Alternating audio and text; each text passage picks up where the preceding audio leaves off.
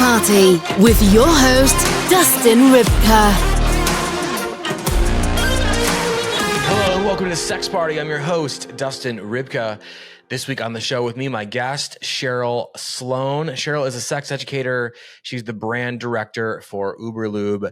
Cheryl was also one of the owners of a legendary sex shop here in the Chicago area, G Boutique. We talk about her experience in the 20 years working there, how it changed her, how it turned her into a sex educator. She's coming from a theatrical background in the theater here in Chicago at Second City, which is a very personal thing for me. I was a student at Second City for a while, and the connections that you could make between performing in a theater production, learning the craft of theater, and sex and love and intimacy. This episode is awesome. It's a special one for me. So without further ado, please enjoy my conversation with Cheryl Sloane. This week's conversation. Cheryl Sloane, welcome to Sex Party. How are you doing? I'm doing okay. How are you? I'm great today. Yeah, it's a little hot, but we love hot. I hate, there's these people out there on the internet, and they're all like counting down to Halloween, and I think that's the most fucking ridiculous thing I've ever seen. I love Halloween, don't get me wrong, but why are we counting down to it in July, right? No, so let's celebrate the day every day. Yeah, bring the heat. So yeah, I'm doing great. And bring the day. Like, if it's snowing, then celebrate the snow, but that's not today. Today's heat, so let's celebrate the heat. Right. We're a couple months away from that, so everyone needs to just relax. They'll get the fucking pumpkin latte. Everything's going to work out. Michael Myers is going to show up just right on time, like every year. And you're all going to cry in December when it's too cold. So, like, let's chill out on that. Yeah. Okay, now that we've pissed off half the audience, or I have at least. Hey, I'm in Chicago. I'm going to the beach. So. Yeah, I mean, come on, right? So I would love to start this as I always start these episodes. This one feels a little different to me, a little more special, and we'll get to why. But could you talk a little bit about who you are and what you do? Yeah, sure. So I'm Cheryl. That's who I am. I've been a sex educator for a long time, and I'm going to apologize to your listeners for my dog. We just had this conversation, but as soon as I get on a podcast, my dog runs around and finds the chewiest, squeakiest toys. So I'm sorry. Anyway, I've been a sex educator for years. I owned a store in Chicago called G Boutique, and really that I opened on a whim with a girlfriend of mine, and we quickly found out that actually not everyone was having great sex, okay? Thought they were. We were wrong. So we quickly became educators and counselors, and very fast found out that, like, really my passion in life is to help people find whatever pleasure they're looking for. And, because I think pleasure is everybody's right. So did that for a long time, about 20 years. And now I am the brand director for Uberlube, which is a silicone personal lubricant that's actually made in Skokie, Illinois, and sold all over the world. And I was the first person to ever sell it in my store. So I come to that job with a lot of passion, and, I like what I'm selling, so it's easy to market it. Yeah, I think people, when they see somebody doing a brand ambassadorship or brand director, or even like sponsors, when I start getting sponsors on this show, guys, it's coming eventually. It won't ever be something that I don't believe in, right? Because I think that's really important, especially with you being in the sex field, to pick products that actually work, Right. And so I think that's important that, you sold it in your store, and you said that distinction, like, this stuff really, really works. Okay. So before you became a sex educator out of need and out of passion, right? What were you doing before that? Because someone told me that you have a theater background. I do. Which is, something that runs very deep here in Chicago. I have a connection to Second City, and all of the things. So what were you doing before the sex boutique and the sex education? So I grew up at Second City. I was a general manager, producer. I waited tables at Second City. I did everything at Second City for a long time. I think I was there about 12 or 13 years. And then I went on to general manage and produce some shows around Chicago at some independent theaters. I worked at the beautiful Auditorium Theater for a while, which was just an amazing place to walk into every day. But my background, like I grew up in improvisation. I grew up around improvisational actors and around improvisational teachers. And that's what I understand the best. So to me, at my time at Second City, and I'm just going to give this to the audience. I took a year of improv at Second City, and then a year of acting at Second City, and they were both like incredible gifts. So that's my background with Second City, and what I found. And you can dispel this. You can say you're a weirdo, Dustin, whatever. But my time at Second City was a very horny place, at least for me. There was a lot of people in my classes that I now have sexual history with, and I just feel like that energy with acting, with comedy, especially improv, if I'm being honest, right?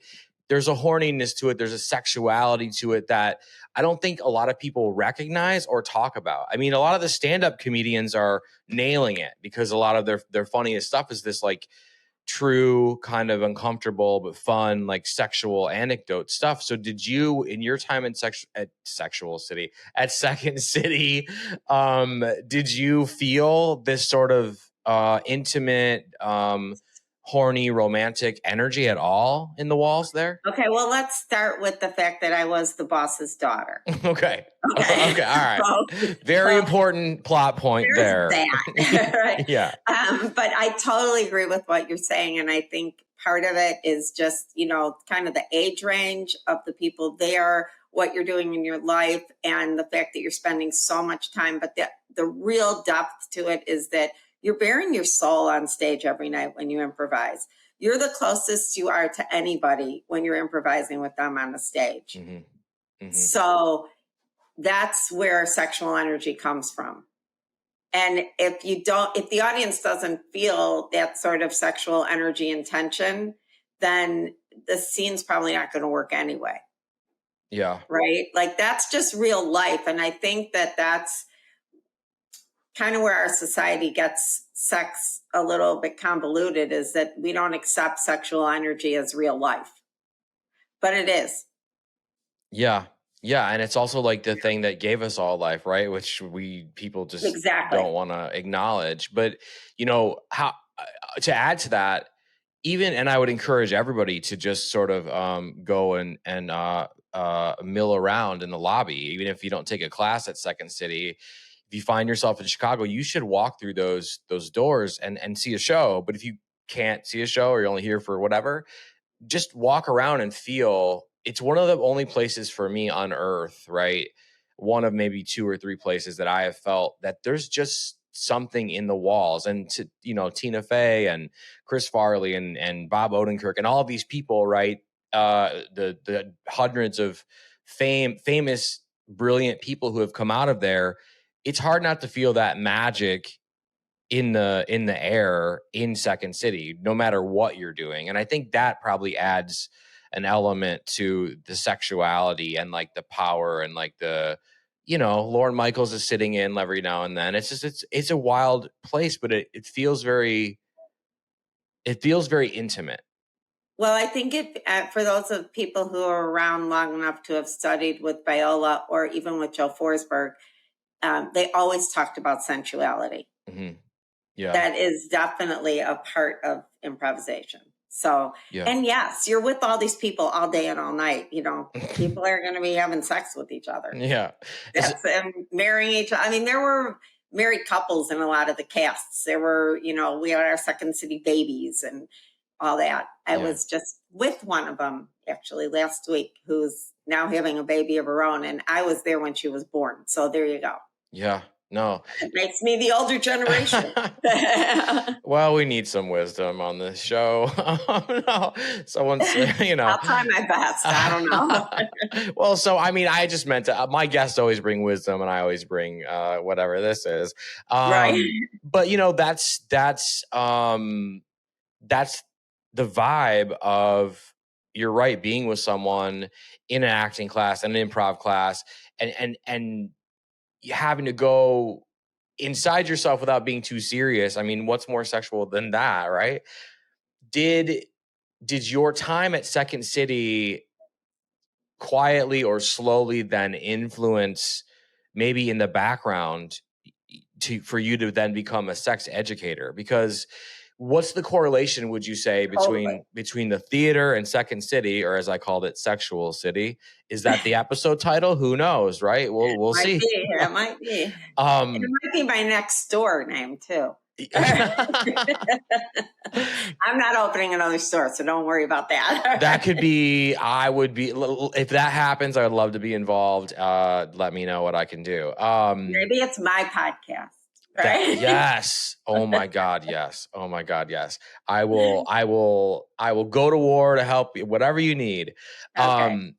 But how did that, because I think we do things in life, and I'm just speaking from my, experience, and we don't realize that we're exercising a muscle, or and then all of a sudden it's just there. I'm like, wow, how'd that get there? And it had been there, or had been influenced the entire time. So I'm wondering if you, more eloquently than I'm doing it, but if you could sort of put in how your time at Second City and in the theater then quietly, all of a sudden, boom, influenced your life as a sex educator. Oh, absolutely. There's a couple things that are going through my mind. First of all, is one of the things that I spent a lot of time doing at Second City was actually developing the training center and the whole workshop program. So that did not exist in a formalized way. We just let certain people use the theater and teach. And then we put it together and brought a structure to it. And that was a lot of what I was involved in. It was myself and Sheldon Patinkin and Martin DeMott. And my interest was in teaching even then. So for years before I opened a sex store, I taught improvisation. So, and I would go back and forth between kids and adults.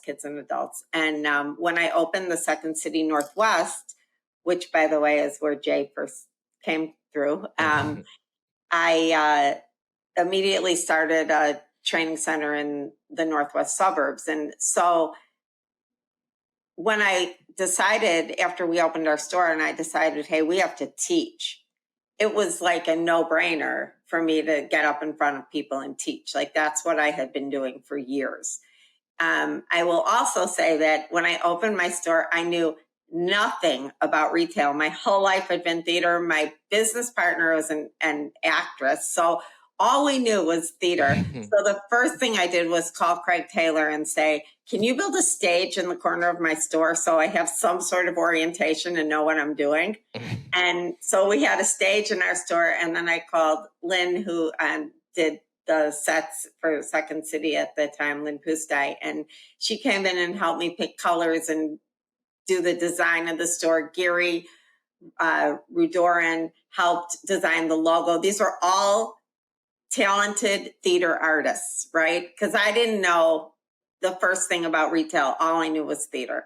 So everything I did before influenced what I did later. And our store did not look like any other retail store. It didn't have any of the fixtures of any other retail store. It was a completely different thing because that's what I knew, But I think the biggest part of it was when you grow up with improv teachers all around you and I was 4 years old, I was sitting and watching Joe Forsberg teach every day after school, okay? Is that the main point I get across to people I teach or coach all the time is you're fine. You're good.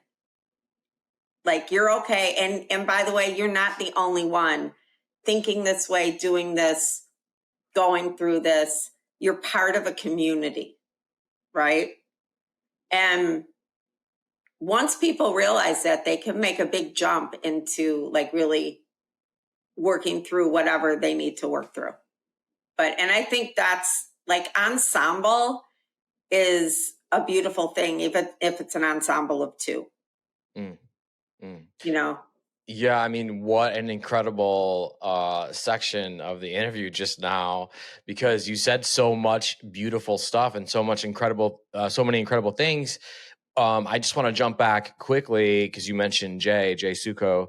Jay Suko is the greatest teacher that I've ever had in my entire life. He should know that, but if he doesn't and he's watching this, which I'm sure he is, now he knows. He influenced my life in many, many ways that I think about very, very often. And when I was a student there, and you take your first class, and it concludes right in a on-stage performance in front of people, and everyone's nervous. Jay asks, you show up 3 hours early.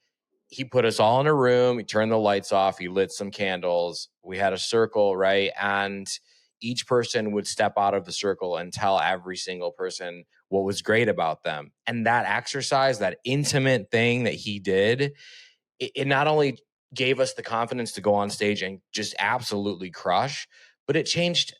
I would, I'm speaking for everybody. It changed everyone's life in that room, I think. And now here you are talking about the teachings of improv. You're okay. You're fine. You can do this. You got it. You're not alone. How that then relates to sex and sexuality and the anxieties and the traumas and everything else that we face. I think that's the most beautiful thing. One of the most beautiful things that has been said on this show. And that is saying a lot. Wow. Thank Yeah, you. no, thank you. Yeah. I mean, to tie those two together is just absolutely brilliant. And I knew that was going to happen when I booked you to come on the show. I just think that there is just something about sex that we don't talk about enough that is artistic. And here we are talking about it. So I love that. So then did you leave Second City to what was the decision? Like, I'm going to go start a sex boutique. No, I left Second City and worked in theater for years afterwards. And I like I said, I worked at the auditorium. I general managed some shows that were from other places and then producers decided their show was going to be a big hit in Chicago. And it was a situation where I kind of knew, I don't know if this is really going to work in Chicago, but everybody looks at Chicago as this big open market because we have such a good theater going audience. But we're also really loyal to our own. Yeah.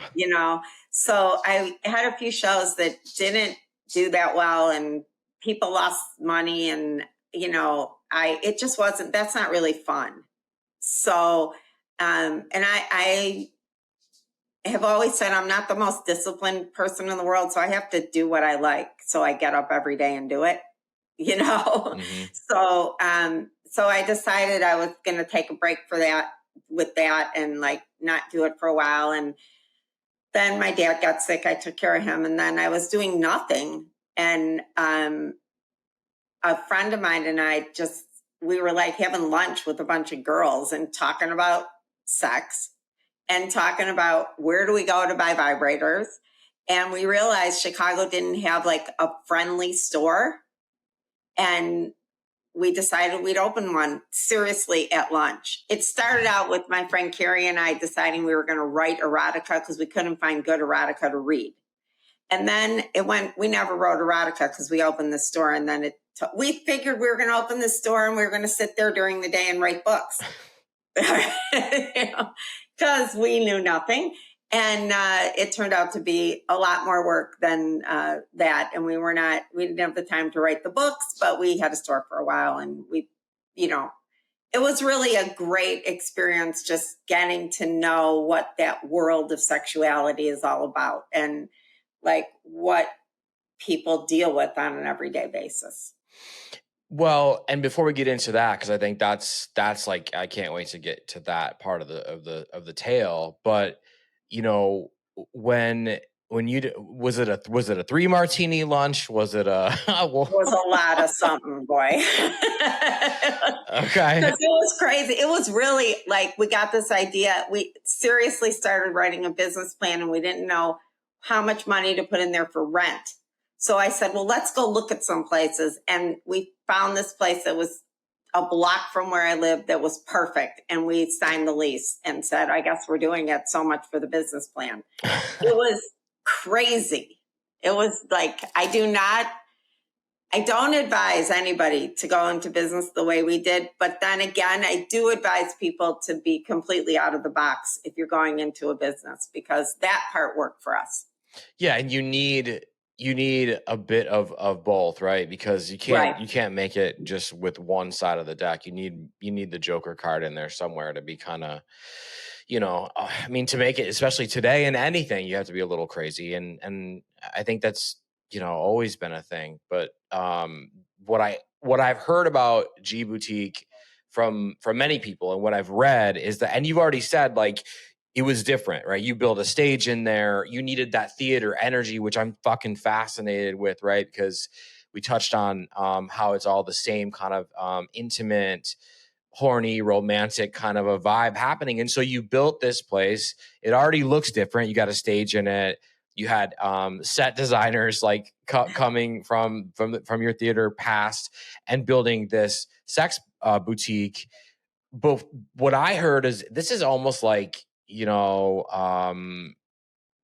was almost like a famous mainstay sort of a place in Chicago for sex toys and education and just to talk to you guys and be around that energy. So did you know that you had something special from the beginning? And were you afraid to embrace that? Were you worried about bills? Were you still having the 3 martini lunches? Like, when you guys were all set up and ready to go and you opened, talk about how that felt.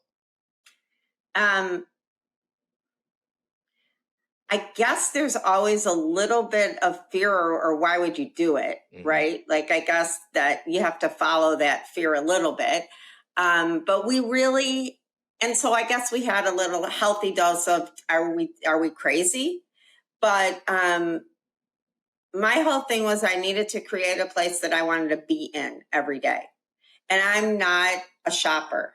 I'm not a retail person. I don't know from retail. So it had to not look like, the Limited, or I shouldn't say brand names, but you know what I mean? You can say whatever you want. Yeah. Right. Toys R Us. Yeah. Right. Yeah. It couldn't look like that. But also we combined lingerie with sex toys, and we had really high quality lingerie. So Carrie and I had so much fun buying our product. Like, we were looking at lingerie, and we were looking at sex toys, and it was really fun for us. So I think we focused on the fun. And I think it wasn't till after we opened and customers started coming in, and getting press was not hard because we were both pretty much integrated into the life of Chicago, and people were interested in what we were doing. Carrie's grandfather was Irv Kupstanet, who was one of the most famous columnists in Chicago for years and years. So, and I was the Second City connection. But I think once we started doing it and customers came in, and then we started talking to them. Well, wait, I should backtrack. Before we opened, we had some good friends who were like top gynecologists, and they came into the store as we were unpacking the toys, and we talked about women's issues at the doctor and what could help them in terms of what we carried. So we started out with that. That was our goal, is like, help women figure out what they need and help them from the very beginning.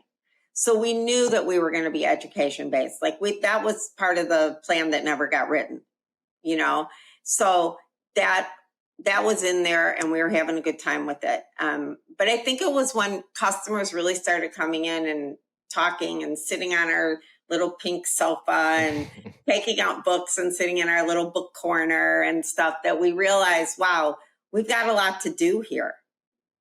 And it was really fun. It was like a family. The people who worked with us were, we became like such a strong team because we all had the same focus. And, you couldn't just walk in and work at G Boutique. You needed a lot of training. Yeah. We were my goal was always sell people the toy they're going to use. Don't sell them the most expensive toy. Tell them what they're going to use. You know, if what they need is a $20 bottle of lube, then sell them the $20 bottle of lube. They'll come back for the $200 toy because they'll be happy. Yeah. You know, it's a sex toy. It's for play. Mm-hmm. Well, and I just want to say, like, how incredible that is, that you took that approach, right? Like you opened this place. I'm sure there was fear, right? But you had a lot of friends and a lot of community, which always helps with any project. But to do it like this and do it the right way, it's like you were really fighting the good fight, because everyone's always going to try to, I don't want to say everybody, but more big box will say, it's like, hey, buy this giant fucking expensive thing and whatever. Yeah. Like, you know, so I love that. And you can tell that it meant a lot to you to do that, to do the right thing in business, do the right thing, helping people with their sexuality. Cause it's a tricky, I mean, I've only been doing this podcast for almost a year and a half, and it's such a Pandora's box, and I don't mean that in necessarily a bad way, but like there's so many layers to so many things. And I think that having people like you at the helm, you know, when it's needed, can really make all the difference. And I think a lot of people don't see that and don't appreciate that. So I think that's really incredible. You know, it goes down to like, you help a woman find a bra that fits, you change their life. Mm-hmm. And their husband's life or their girlfriend's life or both. Because they feel better about themselves. And, you know, when you feel good about yourself, you present better. Like everything you do is better, and it's sexier and it's more fun and it's more pleasurable. So, and I can't tell you how many like people will come in and say, you know, my bra cuts me right here. I have this red spot. Is it supposed to do that? Well, what do you think? No, you're not supposed to be in pain unless you want pain. Mm-hmm. Yeah. You know, like life is supposed to be full of pleasure. So what year did you guys officially open the boutique? I don't know. I think it was 2002, but I'm not really sure. Okay.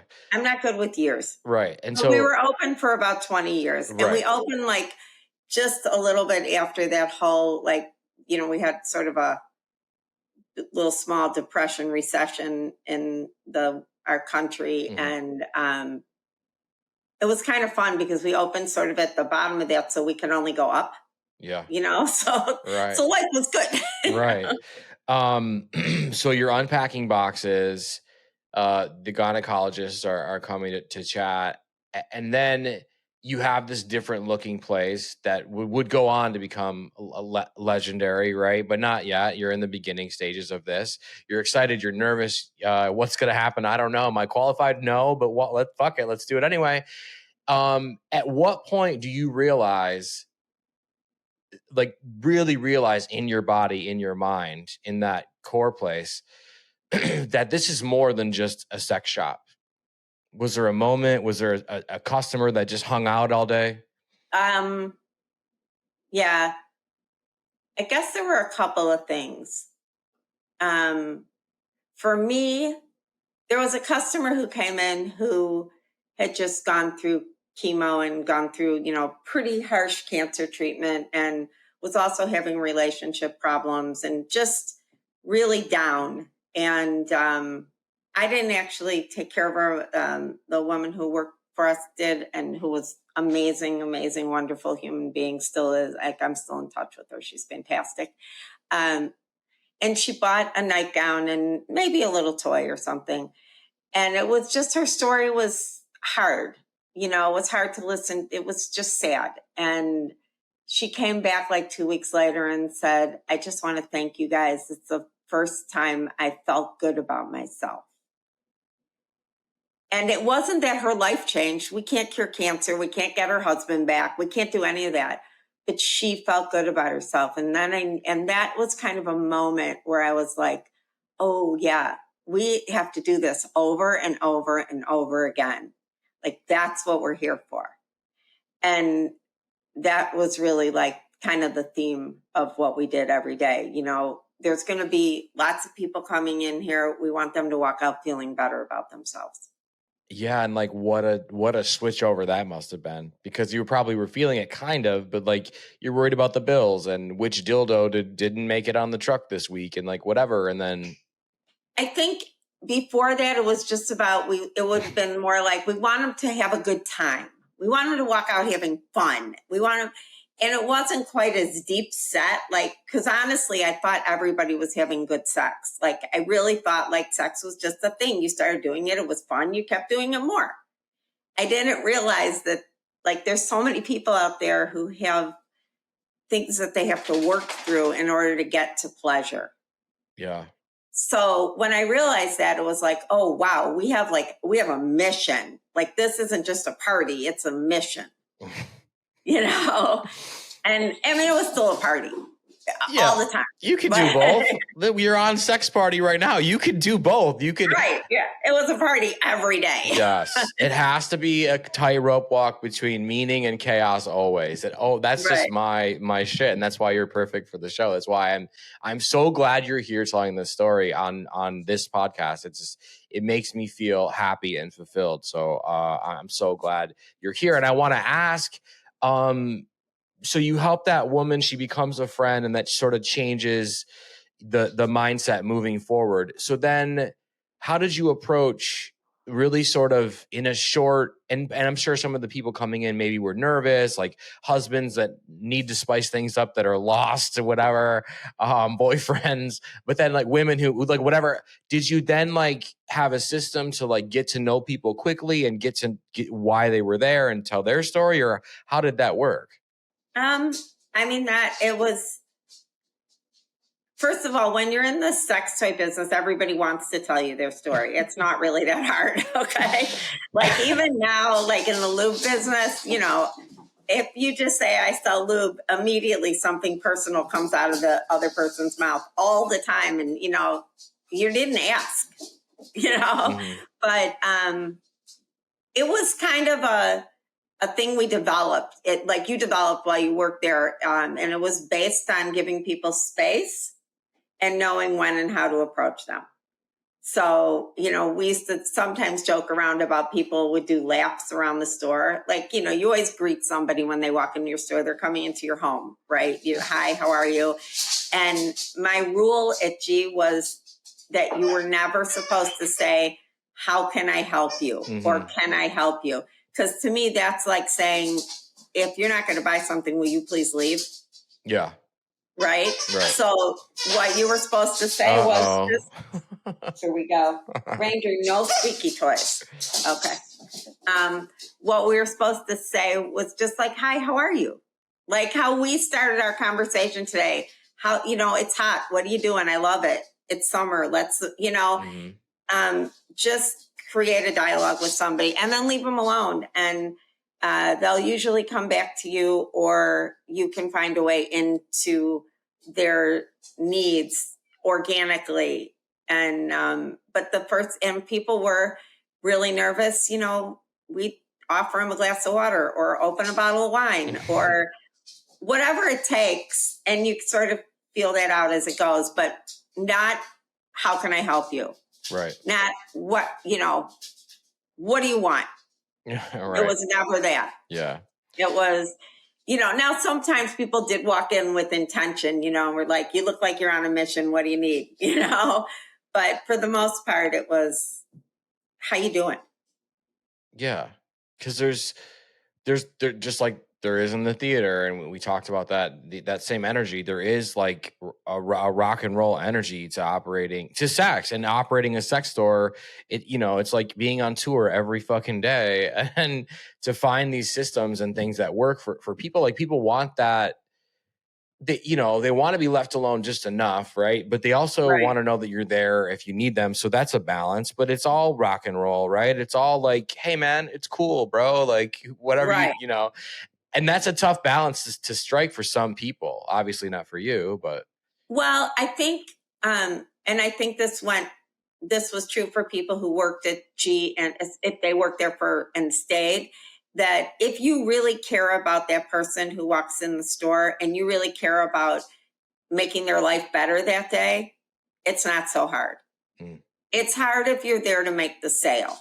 It's hard if you're on your, TikTok, Instagram page or whatever, and somebody walks in and interrupts you and you really just want to get back to that. Yeah. But if you really care about making that person just have a little bit more pleasure in their life today, then it's more organic and it happens. No, I mean, that's amazing. And from any point, I'm assuming maybe right from the beginning, but maybe it changed. But were there constants? Did you notice like there were people were coming in for a lot of the same reasons? And if so, what were those reasons? Well, so the first thing is, I said that we've started out working with doctors. We expanded that immediately, and we worked with lots of gynecologists. By the time we closed, we had a couple hundred doctors who sent people to our store. So a lot of people were coming in and they would say, it got to a point where they would say, oh, my doctor sent me. And we could say, who's your doctor? And we would know what they were there for, right? Because different doctors, some people for different things. So that was one thing. A lot of people came in, strictly on a doctor's recommendation. And they were looking for, help with some specific issue that they went to see their doctor about. But then we had tons of like bachelorette gifts. We sold lots of bachelorette gifts. We did lots of bachelorette parties. So I think there's different sort of segments to that question, but I think we had probably when we were busiest, equal numbers of people coming in for lingerie and toys. Right. Everybody came in for lube. So we made sure everybody had lube. That was kind of our mission in life. A good bra and good lube, you're set. Oh, yeah. It'll work wonders for everyone involved, right? Right. What was the number one selling item? Not actually, but whatever. It changes all the time. Really? Okay. Yeah, because the industry changes. Like from when we opened to when we closed, the industry changed completely. From an industry where you had all these sex toys pretty much designed by men and in boxes with like sexy women on them that were being sold for women to use. But that's because women wouldn't go into most of the stores that sold them. So men were actually going to buy them for women as well. And then that slowly changed to a very women-oriented industry now with nicer packaging and higher quality because women are more quality conscious. Men were kind of trained if you're going into some store next to a truck stop or something that you weren't supposed to ask to open the box. Right? And that was how it was. And then when women got involved, they were like, no, I have to open the box. How can I buy it without opening the box? Right? Yeah. So the whole industry changed and more women started manufacturing and designing. And now it's a much better integrated industry. There are still both. Not that there aren't any toys in boxes with sexy women on them. There are. But there are also toys out in the open for you to pick up and try at most stores now. Yeah, you're right. There was that period when I was like young, and it lasted for a while, right? And it was that period where it was like Jenna Jameson on every vibrator box, or like porn star of the month. And before that, it was Seika, and there was always like one porn star. Mm-hmm, mm-hmm. And then it did switch over to like this more like sleek Zen sort of beautiful, less is more, pink, kind of a vibe, no pun intended. But when was that switch over? Because I feel like that was in the last like 10 years, maybe. Well, it really started right after we opened. Like when we opened, there was a company, there still is a company called Fun Factory who was already doing it, but they were kind of the only one, and they were popular, not popular in Chicago yet, West Coast, East Coast kind of thing. But then slowly with Fun Factory's success, more and more people started coming into the market. And there's also a company called Tantus that is woman owned. Mm-hmm. And she really has done a lot in our industry to promote quality. And it's interesting because, there's everything you buy now is BPA free, right?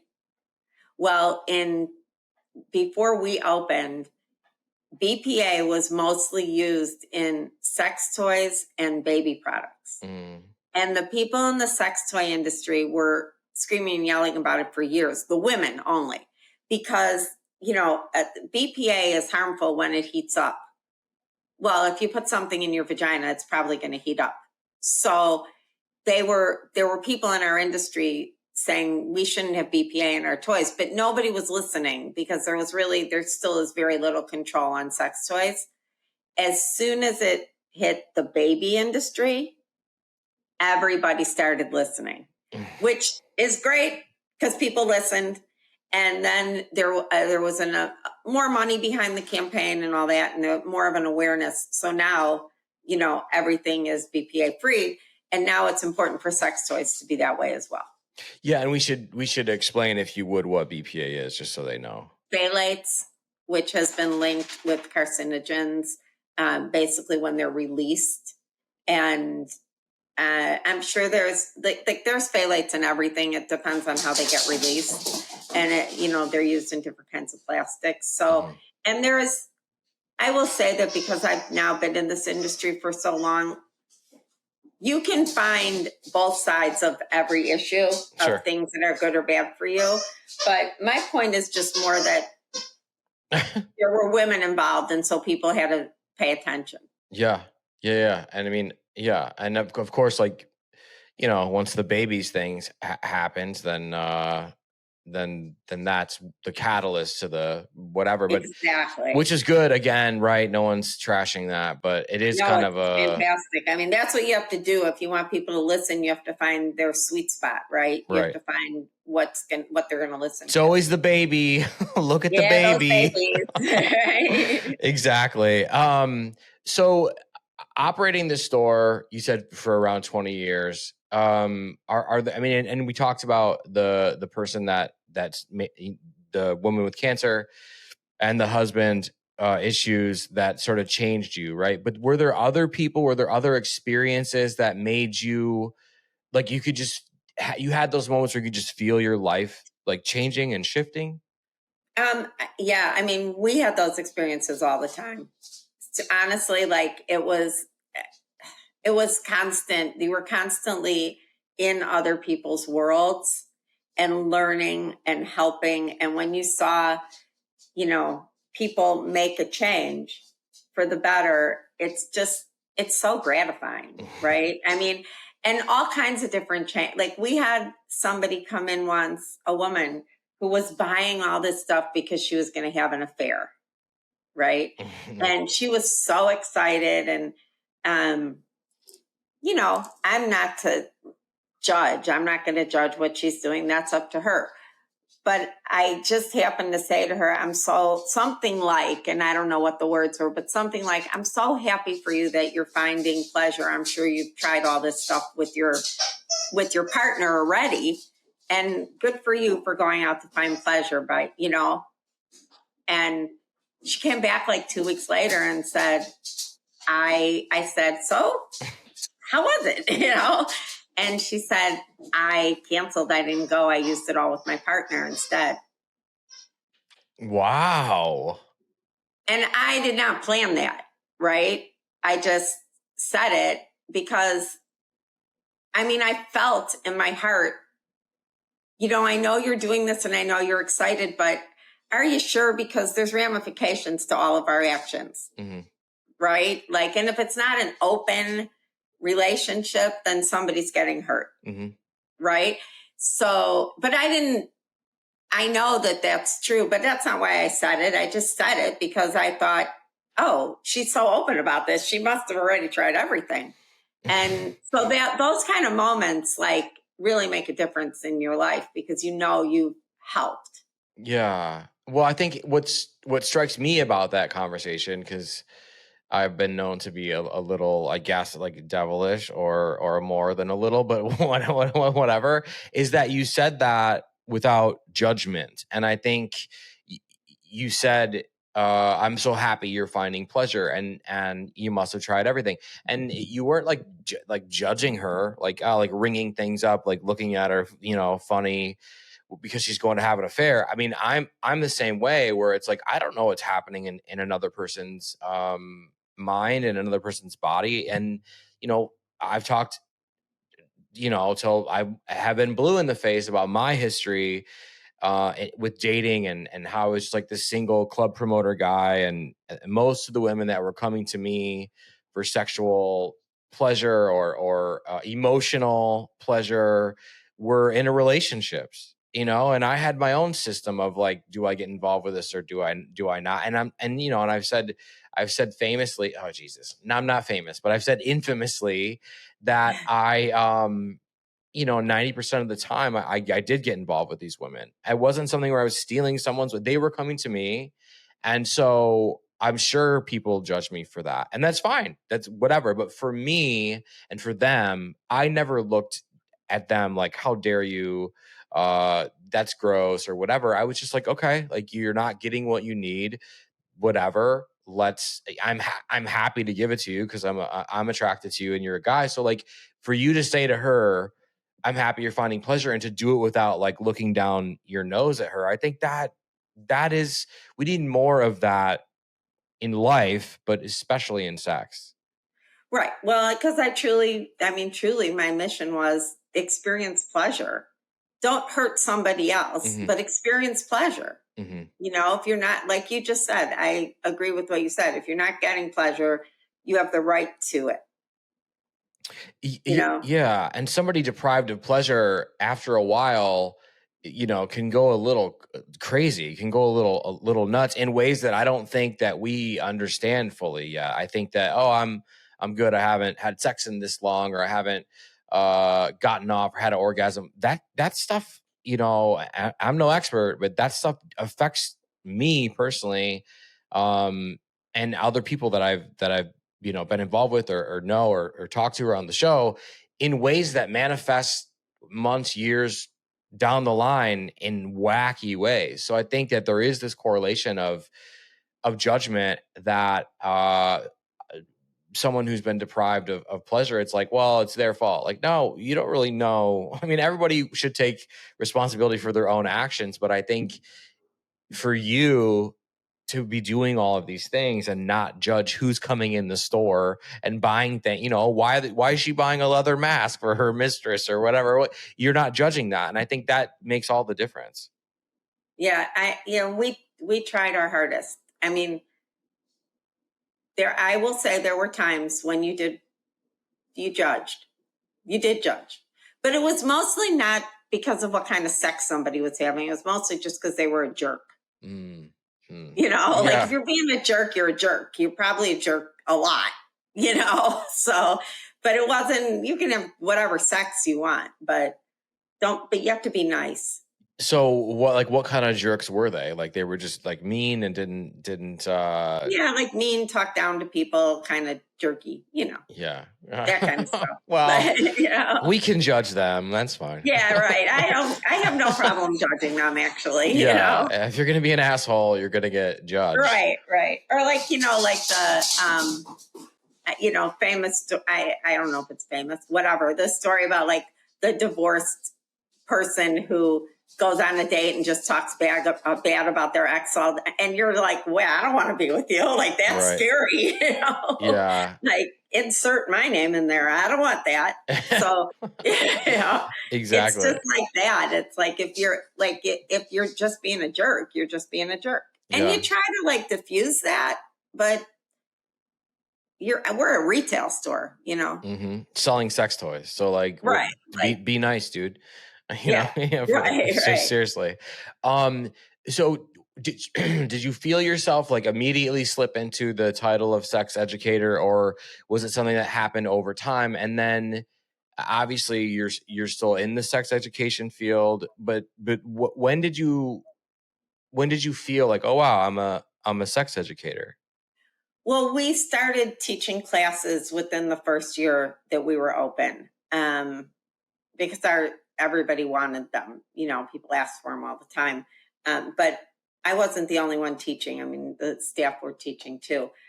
And I guess in a way, I've always felt that I was an educator. So it doesn't matter really what kind of educator, But it wasn't till several years into the store that I thought, I could talk to somebody one-on-one and actually help them. Teaching classes I could do anytime, anywhere. Mm-hmm. But, and I think it was really because I had people come to me and say, will you help me with this one-on-one? Can I talk to you privately? And because I never really thought of myself as the coaching world is so ominous, right? And I was like, I'm not a coach. I own a retail store, I'm an educator. I'm not a coach. But they would be like, well, can you be my coach? And I said, and so that's it sort of was an organic process, I think, more than anything. But now working with Uberlube, I have a team of educators under me because that's really how we sell, that we educate.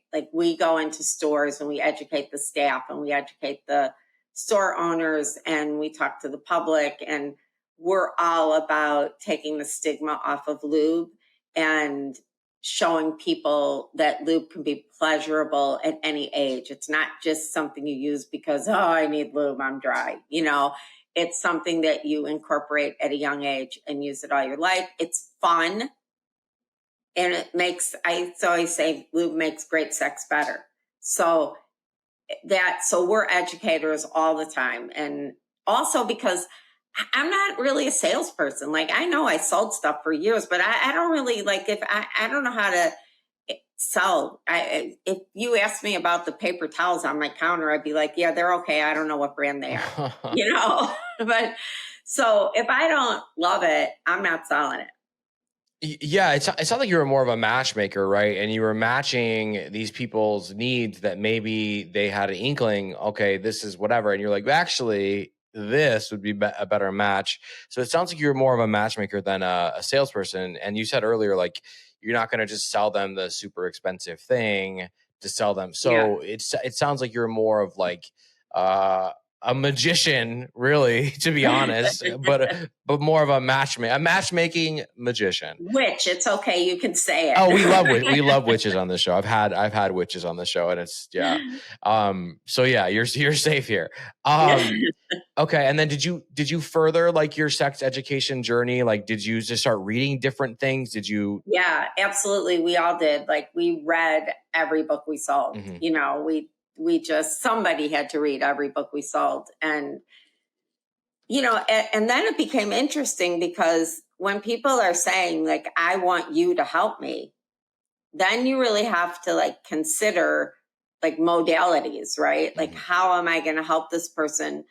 And that's when really the improv stuff came into play, because then I had to say, okay, what improv games can I use and turn them into coaching help? And, how can I sort of parlay what I know and bring it into this world?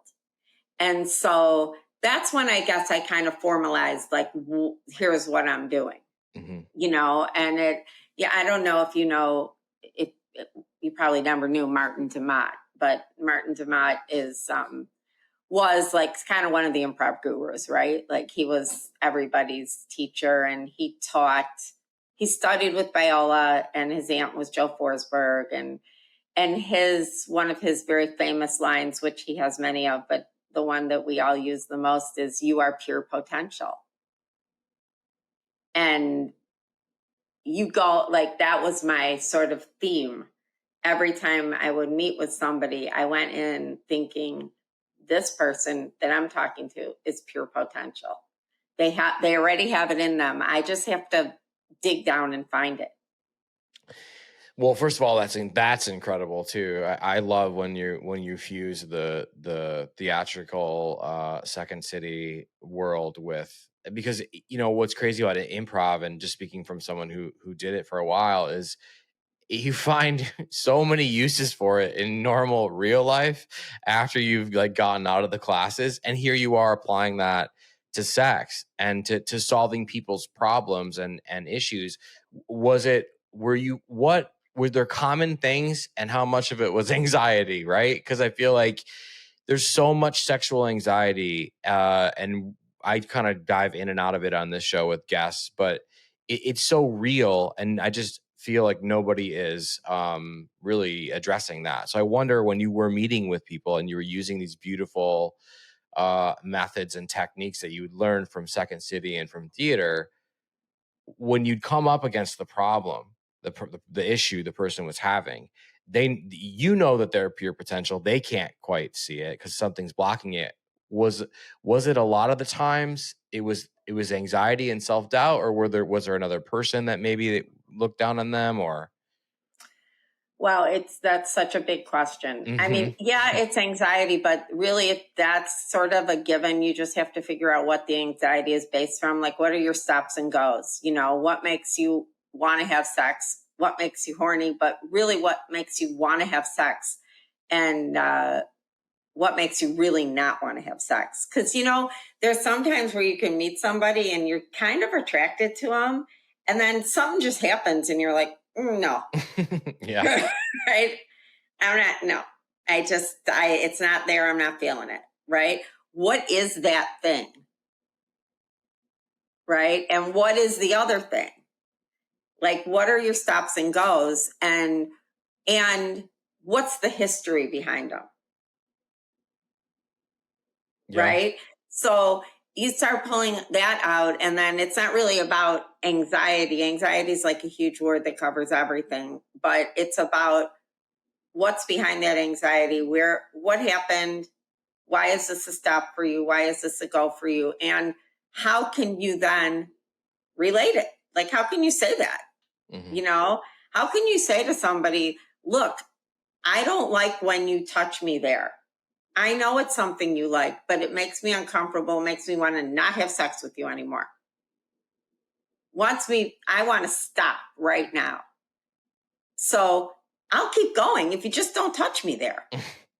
Like, if your partner said that to you, I would hope that you would say, okay, cool. Note to self, don't touch there because I want to keep going. Right? Right. So the question is, why don't you say that then? What are you afraid of? And a lot of it is like society stuff. And do we have to like have sex like what we see on television and books and the movies? Like, is that who we are? Nobody teaches us about sex. There's no sex education in our society. There's abstinence education. There's disease education, right? In high school, what do you learn in sex education? Don't get pregnant. Don't get a disease. Mm-hmm. Don't get pregnant. Don't wear a condom. Then you don't get diseases or pregnant, mm-hmm. Right? But what high school kids really want to know is, what is it supposed to feel like? How do I know? And what can I say to get what I want? That's what high school kids want to know. We don't teach them that. Yeah. So, of course, there's anxiety. Everything about sex starts with don't. Right? Don't touch yourself. Don't masturbate. Don't do this. Don't do that. Everything starts with don't. Where's the do's? Why aren't we teaching children? And I'm not saying we should teach children to have sex or to masturbate. That's a family decision. It's personal. But I do believe we should teach children about pleasure. I do believe that if somebody touches a child in a way they're uncomfortable with, the child should be comfortable saying, I'm uncomfortable with that. Don't touch me that way. And it doesn't have to be sexual. Some kids, don't like their hair to be touched. Some kids don't like to be kissed, or for their back to be rubbed. Whatever it is, it's up to them. It doesn't have to be sexual. It's just like empowering, as we raise people, empowering them to be in touch with their own bodies so they can know what they like and don't like, and then able to communicate it. Because by not letting your kids communicate that, you're also telling them not to communicate during sex when they're older. Mm-hmm. So where does that anxiety come from? And then how do you counteract it? How do you slowly start to counteract it? Well, and that's the thing, right? And it's the same on stage. Yeah, that's very, very true. I mean, and now that we've identified that there's all of these problems, your store is no longer open. So how did that part of the story come to a close, right? 2, we need you out here. Can people still, or is there something in the works? You joked about another store, you joked about a podcast, like how you are very, very needed in this field, clearly, right? With everything, this episode is full of profound statements that actually have factual, emotional weight, right? And so I feel like there's so much problematic shit happening with sex in the world, and you just identified it like that. That's how much of a professional you are. So what happened to the store? Why did it close? Are we blaming Lover's Lane or something? Do we need to boycott or whatever? Tell me that part of the story, and then let's talk about you continuing your sex education and how people can get a hold of you.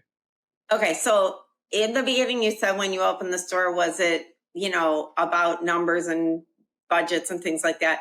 When it became about that, I closed it. Okay, because like I said, I discipline not so much here. So it became more of about retail. It was, and I don't blame anybody. I mean, it's just, that happens. Everything has its run. A show has its run, right? And I just woke up one day and said, okay, you guys, 3 months, we're closing. It's not as much fun anymore. I felt like I wasn't doing what I was supposed to be doing. I'm supposed to be helping people. And I was in the back doing inventories and managing budgets and, stuff like that. And so it just wasn't as much fun. So we closed. And now I am not opening another store. I can promise you that. It will be much more likely for me to have a podcast. But you can contact me at Cheryl at CherylSloane.com or Cheryl at Uberlube.com. I'm at Uberlube. I'm really busy running around the country educating mostly medical professionals, actually, about lube and lube use and how much fun that is, and taking the stigma off of that. I'm definitely willing to I talk to our customers all the time, our Uberlube customers. I'm definitely still available. I answer my emails. It might take me a couple days, but I do answer my emails. So, Cheryl Sloane, thank you so much for being my guest on Sex Party. Thanks for telling the story, the legendary story of G Boutique. And I love everything you said. Again, I feel like a little piece of my history was in here with Second City. So this one was really special for me. I want to remind them or tell them where they can hang out with you online as well, because you are on Instagram and all the things, right? Oh yeah. I'm actually Trixie Doll on Instagram, other story, but Trixie Doll. I'm Cheryl Sloane on Facebook, and I check both of those, pretty much. I'm not on TikTok, sorry. That's okay. Maybe I will be one day. Yeah, but yeah. Just take it one thing at a time. I can't do any more social media. Yeah. And if you follow me on Instagram, really, you're going to see pictures of my dog and my son mostly. So, but I would definitely say where my educating is coming out right now is if you follow Uberlube on Instagram. We just changed up our Instagram page, and we're doing a lot more education-based stuff, and I think it's really good. I do too. So, yeah. I checked it Okay. out. It's super colorful. It's poppy. But it's also fact. Which we again, we love the sour and the sweet, the loud and the whatever. So I think it's really good stuff. So I will make sure all of those are linked. Link to Uberlube. You don't have to link to Trixie Doll. That's, we someone might. wants to talk to me, message me. But and you can email me at Cheryl@CherylSloane.com. It's pretty easy. Okay.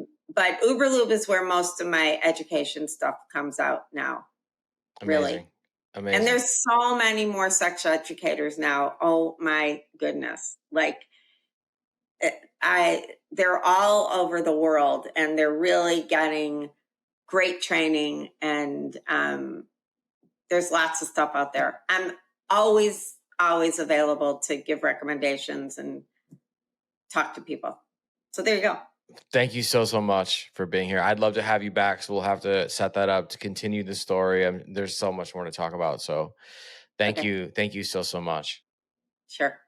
Huge thank you to Cheryl Sloane for being my guest on the show with me this week. It really meant a lot.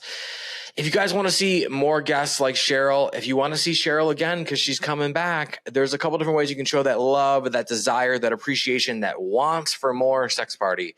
If you're listening on platforms like Apple and Spotify, even Google, anywhere you're listening, you could subscribe to the show. That's the most important move you can make. You can also leave a rating. You could leave a review. If you're watching on YouTube, if you're watching on YouTube, you could subscribe to the channel. You can leave a comment. You could like the video. You can like all the videos. You guys can reach out to me in the DMs on Instagram anytime. And as always, I will see you right back here next week. Thanks for listening. The party continues next week.